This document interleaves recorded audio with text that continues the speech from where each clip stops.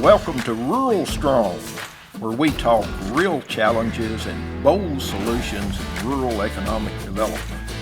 I'm your host, Joe Barker. Let's get into it. Welcome to the RuralStrong podcast. Our podcast is coming to you from the Southwest Tennessee Development District podcast studio in beautiful downtown Jackson, Tennessee. And we're thrilled today to have a guest from the great Commonwealth of Pennsylvania, Jeff Siegler. Jeff, good to have you with us. Oh, appreciate you having me on. Thanks so much. I want to just tell you a little bit about Jeff. He has a very interesting background. Jeff is an urbanist, author, and founder of Revitalize or Die, a consulting firm that helps towns get honest about why they're struggling and what to do about it. He's been working in revitalization since 2005, focusing on the connection between place, health, and civic pride. Jeff is a former Main Street director, a statewide Main Street coordinator, and now an elected commissioner in Pennsylvania.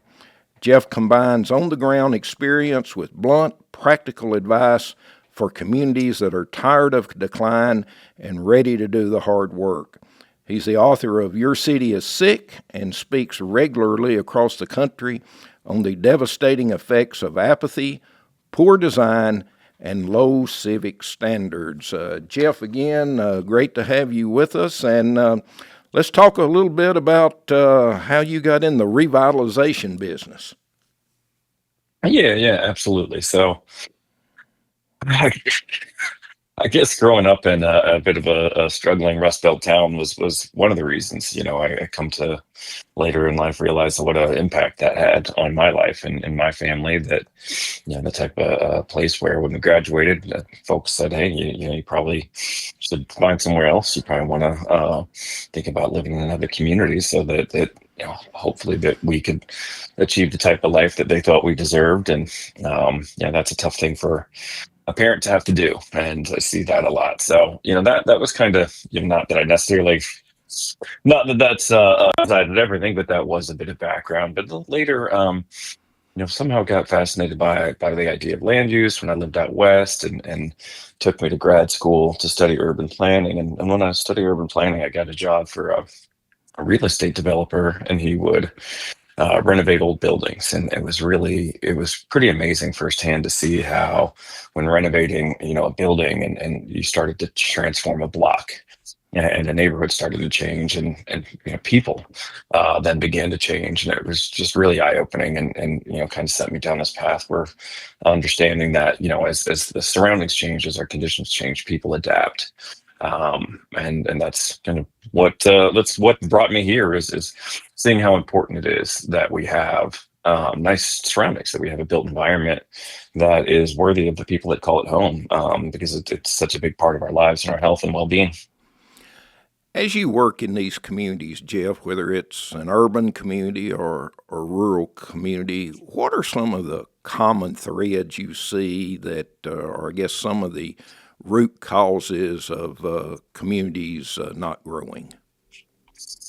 Yeah, the thing I see probably as often as anything is, dissipating standards, where things that we shouldn't have ever let recede. We did, like condition of property. I see that a lot where we used to be pretty communities used to be pretty thoughtful and considerate and sort of vigilant about upholding standards, about making sure that places looked a certain way, that there were building codes and those codes were enforced, and that new things that were constructed were attractive and of quality material, and that really that allowed for people to live in places that gave them a sense of dignity and a sense of pride. And there's not very much of that anymore, and places are just allowed to decline, and codes aren't enforced, and result is people living in places that don't make them feel good. Places that where once gave them a sense of pride now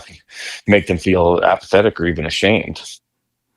Well, I think we've all been, we've driven into communities where they've got the sign at the city limits welcoming us, and it may be city or town XYZ, and it's not very attractive. And I've often wondered, Jeff, do the leaders there realize that this is the front door to their community, and whether it's an industry or someone looking to open a retail business, man, it's so important to have that attractive entrance.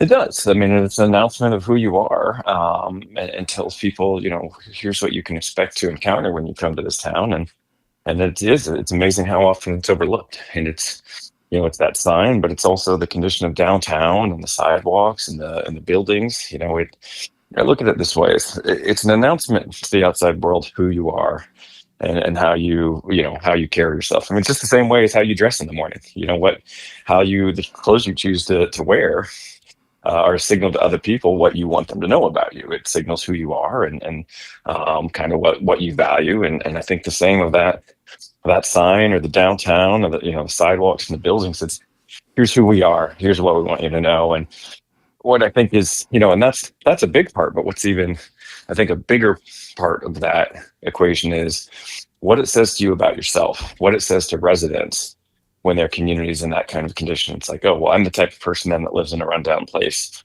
That's when people start to feel that way, when they have to square that, hey, this community is in bad shape and I live here. That's when you start to hear things like, oh, why would you move here? I don't understand why you'd invest here. People get on Facebook and complain about everything. I think that's the real cost of not tending to those to the physical landscape and letting it deteriorate. Is just people get run down and they feel run down and start to, the self-esteem declines, and that's a pretty complicated thing for people to deal with. Well, it is, and through my years of working with communities, Jeff, I found out that, sometimes it's difficult for the leaders in a local community to admit that they've got some things they need to improve. I've often told people it's like talking about your children. I can talk about the faults my children may have, but I don't want anybody else to talk about it. And I think that's one of the things, Jeff, that when you go into a community, you have to be brutally honest to the local leadership. Yeah. I mean, you do. There's no, what's the sense of going to the doctor and pretending everything feels good, if something hurts. And I look at it that way, that, we miss an opportunity to improve if we don't have some honest conversations about what's wrong. And that's okay. I think with loving something is not just sort of, blind faith, or just support. I think that when you care about something, you want it to improve. You want to tend to it and maintain it, care for it. And so, yeah, I think the onus is on us in the field. I certainly, take that to heart, that when I go to a community, like, yeah, let's talk about what isn't well, what isn't good, what's holding a community back. And that usually, it usually goes, it's fine. That goes fine. I think that people are kind of over having people come in and tell them how great they are when they know something's wrong. And so I try to take the approach of, like, it's okay that your community might be apathetic. That's perfectly all right, but it's never going to improve until we admit it, until we say it out loud, and talk about the reasons for that. A lot of communities, I think, do realize that they need to make improvements, and of course, it always comes back. We just don't have the revenue to do this. Our tax base is low. What's a few tips, Jeff, that you might give a community about some things they might do that's really not going to cost them a lot of money, that would be a jump start on revitalizing their community? A couple of the easiest things are like cleaning up trash doesn't cost anything. Pulling weeds, it's free. And those are a big deal. The condition of the streets and sidewalks and all of that is such a huge deal, and it doesn't cost anything to get out there and clean up the sidewalks and pull weeds and pick up trash, and do it with friends. There's another thing. I mean, a community is only as strong as its network is people are bonded together, and too often I think we don't have enough sense of community, that people don't gather enough and hang out and feel those connections. And so more social events as much as possible. Do things that bring people together, to get people out of the house and hanging out, because we're I've noticed this, that when people care about their community, they're a lot kinder. They'll fight a lot more for, they'll show up. It's like we tend to treat other people better than we treat ourselves. And if you're surrounded all of a sudden by a bunch of people you really care about, all these neighbors become acquaintances and friends. You're a lot more likely to fight for your community. And so, I think creating more social opportunities, cleaning up, hostas and lilies, those things don't cost anything. So plants, flowers, I think that's the best start. And again, it doesn't cost anything. And you don't get to the big stuff unless you fix the small stuff first. Well, and I mentioned this in your intro, civic pride. I see even particularly in our rural communities, Jeff, that even our civic clubs today have a real difficulty in attracting new members, and you've got to have that civic pride to be able to really do anything in your community. Would you agree? Yeah, yeah, you do. You really have to. I mean, it's what I realize, or sort of figured out, is that pride is in essence having a great deal of concern for something. And when you care about something, you take care of it. And when you don't care about something, you don't take care of it. If, you stop, stop cleaning your car. Eventually, you won't. It'll be a mess, and it won't make you feel good anymore. Or stop tending to your garden, and it gets overgrown with weeds, and you don't have this thing to tend to, or show off, or be proud of. We need things to be proud of in our life. Like, that's who we are, and that's what makes us feel attached. And I kind of look at it as we're sort of the sum total of all the things that we tend to, that we care for. And if we don't have things to care for, that's when people, I think, get in danger of mental health problems and addiction. Yeah, pride is a big deal. We should feel great about the place we live. There's a lot of identity wrapped up in it, and it should make us proud. We should want to fight for our towns, because it's a large part of who we are. And whether or not we like it changes you, and you feel happier and healthier when you're in a community that makes you feel proud. You're exactly right. I think most people, they're proud of where they come from, and as they work through all the difficulties and challenges that they might have. You mentioned in your consulting that you focus on the connection between place, health, and civic pride. They all do work together, don't they? Hmm. Yeah, absolutely. That I've one of the things I think that's been most helpful in my work there is realizing that this is all about health. A city behaves just like its inhabitants, and a healthy city is full of healthy inhabitants, and an unhealthy place is full of unhealthy people. And there's a huge connection to where we live. I mean, there's, what is it, I think 20% of our gross domestic product now is healthcare, because we're living in places that make people sick, and we only treat people one at a time. To where a healthier city makes thousands of people's lives better. I mean, it's our physical health is obviously so tied into whether or not we walk around and the kind of food that we eat. But then there's our mental health that's tied into the our surroundings, whether or not we feel isolated or connected. There's a financial health. There's social health. Like, so much of our lives and our well-being are predicated on where our home is, and what we see and experience on a day-to-day basis. And so it's I take it I look at it this way. It's like, the we've all been somewhere where, like, I don't feel safe, or it feels dangerous, or I want to get out of here, or kids roll up the windows. Like, that's makes sense. That's your brain processing the fact that these conditions don't seem right, that these conditions have deteriorated, and it's not healthy. And there's a reason then, why I'm reading a book right now about kind of about the gun violence. And they basically, the conclusion is, like, gun violence is so much a product of rundown surroundings, that these things always tend to take places in neighborhoods and parts of the country, and in each community where it's most run down. And I talk to police a lot of times when I go to visit community, and they'll tell you the same thing. All crime takes place in a certain, in specific areas of town, and those are the parts of town that are the most run down. So there's a lot of connection between our well-being and our communities, and how well we tend to those surroundings and what we build. Tennessee is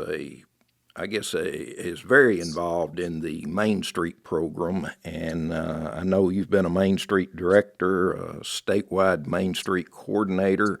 Uh, let's talk a little bit about communities getting involved in a Main Street program. Yeah, I am a big supporter. It's been, I've seen it be, what a strong program it has been to give people the tools that they need to do the work, because it's not a field that everybody's necessarily familiar with. And so there's a strong network of communities that are part of the Main Street program. So that's helpful in itself to, just to talk to other people and know, to go to, the networking side of it, and to better understand. But there's training as well, and they just provide a lot of tools to communities that are trying to figure this stuff out. How, like, how you can enforce better design codes, what to do to help local businesses, increase sales, and just volunteer ideas. So yeah, it's a really wonderful organization that does a lot to help cities and towns.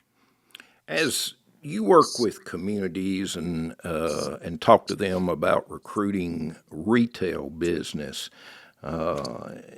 Tennessee, our economy is pretty much local economy is based on sales tax. So, what's your advice to communities as they look at how do we go about beginning the process of recruiting additional retail to our community? I kind of I'm more of the opinion that um, retail recruitment, it needs to be delayed until the real estate issue has been dealt with. And I see a lot of communities kind of putting the cart a little bit before the horse, that they want to recruit businesses, but they don't necessarily have a place to put those businesses. Um, the businesses aren't looking. Good businesses don't look for rundown space. So if a community only has a bunch of rundown storefronts, rundown buildings, you're going to end up with a bunch of bad businesses. You're going to end up with types of businesses that aren't, business owners that aren't serious, that are, maybe hobbyists, instead of the types that are real professionals. A great business owner wants to be in a great store. They want to be in a great space because it represents their idea, and that's going to limit, how successful they can be. So, I try to remind people that a building is a business, and it owning a building is a business in itself, and we need entrepreneurs that are ready to become real estate developers. Great building owners I see do the best recruitment on their own.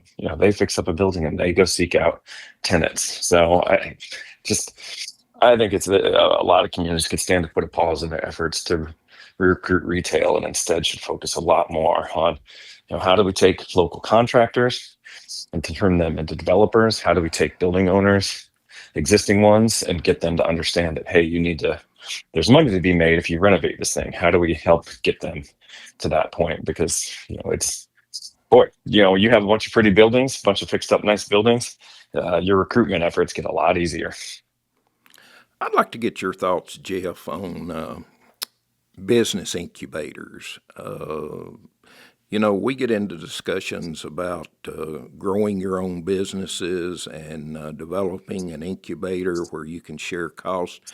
Talk a little bit about your experience with business incubators and the importance of them. Yeah, it is. I mean, it's from everything I've seen, have understands that what entrepreneurs need more than anything is other entrepreneurs. And when you put them in the same place, sharing, being able to share resources and ideas, and that usually lifts everybody up, and tends to lead to a lot more success in terms of creating those entrepreneurs. And I've started to see more and more. these co-working spaces in the cities and the Main Street communities I visited, and those are great too. I really like seeing those. I think that it gives people a sense of being a little more professional when they get to go into an office somewhere. I've read that the productivity increases when people feel, have to get dressed up and feel like they're in a professional setting. It adds more life to the street. So I think there's a ton of upside to bringing people together around their shared ideas, and usually it creates a bit of magic. Yeah, I know here in Jackson, there's been an incubator program for several years, and it's been highly successful. And some of those folks that began in the incubator now have very successful businesses on their own. So I totally agree. I think communities, when they talk about retail, and the incubator program is maybe something that they should at least research and maybe talk to other communities that have done this. Talk a little bit about the importance of zoning and planning in the revitalization process. Yeah. There's what is it? It's not the architect or the developer that designs a building. It's the codes. I think Sure. that looking at the larger pictures, that all too often cities adopted very suburban friendly codes in the 60s, 70s, and 80s. And things like minimum parking requirements, or sometimes communities can't even have upper floor housing, and a lot of things that became were good for suburban type development, but really hinder and hamstring downtown development, and are a real blow, and that need to be looked at. I think that it's sort of incumbent upon local electeds and Main Street organizations to understand what codes are in place. What it. I see that all the time. It's like we've made it illegal to build the places that we love the most. It's been 50, 60, 70 years since we built any neighborhoods that people really care about, and the types of spaces that a community holds dear. We don't build those, but we do build a lot of places that no one cares about, the types of places that no one grows a sense of attachment to. I heard it put the best way once, and how a woman that I was working with, who lives out in Gig Harbor, kind of without meaning to say this, she said, every new person that moves here makes it worse. And I thought that was a really fascinating idea. But then I realized, oh yeah, because the only way that we absorb new people now is by tearing down forests, putting up subdivisions, places that people are going to be stuck in their car more, places that kind of ruin the landscape. And then when they come downtown for anything, they're parking. They never really get integrated into a community. They do. I mean, when suburban, every new bit of suburban kind of does make a community less strong, less attractive, less resilient. And that's all because we stopped building the types of places that we care about, and much of that is due to zoning and codes. I think all of us, as we travel around the country, the communities we usually remember are those communities that you go in that you realize that they've had a planning process. They've got a process of continuity, and those are the places that we really remember. Would you agree with that? Yeah, yeah, absolutely. I've come to realize in this work is that people are all the same. Our brains are wired the same.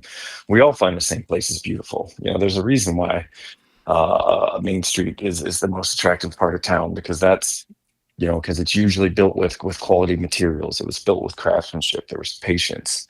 It's durable, and it's human scale, and it's just very satisfying to the eye of everybody. Those our brains are all pretty much wired the same, and so we do gravitate towards those places. And I've realized something even kind of more, I guess, important is like when we're in those places, we feel happy and healthy, and so that makes sense. Like we're going to chase that. We're always going to chase places that make us feel well, that places that make us feel healthy. You walk into a beautiful restaurant or hotel lobby, And you get that feeling of, oh man, I feel like I'm grown up, or I feel sophisticated. Like, that's a great feeling. Your mood is elevated, therefore you're healthier, you're going to make better decisions, you're in essence becoming a better person just by being in those places, and that feels good, so we chase that. So it's I think it's really important to remember that beauty is a lot less subjective than we think, and a lot more objective. And pretty places, it's not just that go to pretty places to stare at pretty things, that you go to those places because they make you feel better. And and that's something to keep in mind. Like, places that make you feel good are places where people, again, behave better, think better, treat themselves better, treat one another better. Like, that's what we should be shooting for, is across the board, just more places like that, so we can have a happier, healthier community. Absolutely. I agree completely, Jeff. Before we close out today, I'm always interested when I talk to someone that is from a different part of the country, different state. Are there any programs in Pennsylvania that you might point out that are targeted toward helping communities revitalize themselves? Yeah, I mean, we have Pennsylvania has a great Main Street program, statewide. The Pennsylvania Downtown Center is excellent. And then, one, I just got back from Congress from the Urbanism conference out in Providence, and they're a great organization that nationwide, that helps, is really doing great work around the ideas of the built environment and how we can improve it. And then an organization I just love, that's associated with Congress and Urbanism, is the Incremental Development Alliance. And these are small developers from around the country that work with individuals and communities, because, like, we can't, the only way we're going to rebuild our towns, the only way we're going to have these healthy, successful places is if we rebuild them local hands, local pride, craftsmanship, skill. You can't, I was thinking about, no one's ever gone to a banquet and had a good meal, because you can't prepare 500 meals at once and do a good job of it.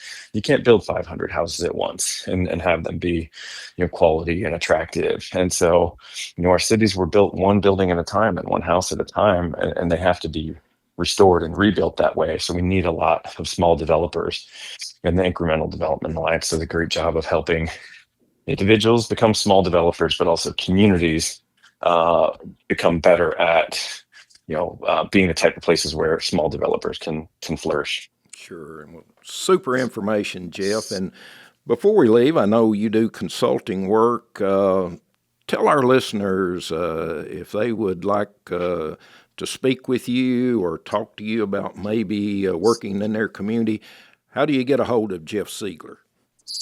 Yeah, absolutely. So, pretty easy. My website is revitalizerdie.com. And, so you can go there and get my email address. I pretty, post daily on LinkedIn and Facebook as well, Revitalize or Die. So yeah, anybody can go and sort of, have, I don't know, 5,000 blog posts that I've written that, you can go on the website and read. You can find the book there. You can find my email.